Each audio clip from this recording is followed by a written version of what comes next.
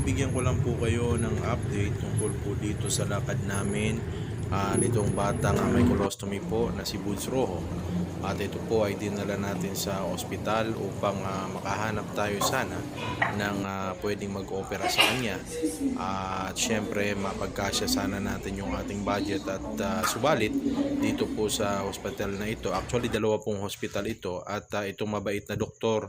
Ang sabi niya ay sa lugar daw po na yan ay wala pong pediatric surgeon na espesyalista po para po sana na gumalaw nito pong colostomy ni Buds. At syempre dahil kami naman po ay nasa labas at itong si Buds ay bihira pong makakain sa fast food, dinala ko po muna sila silang mag-ina upang mapakain naman po natin sila sa kabila po ng layo ng biyahe at pagod. Kaya makikita po ninyo na si Buds ay tuwan-tuwa naman po at yung kanyang nanay dahil nakakain po sila sa naturang fast food.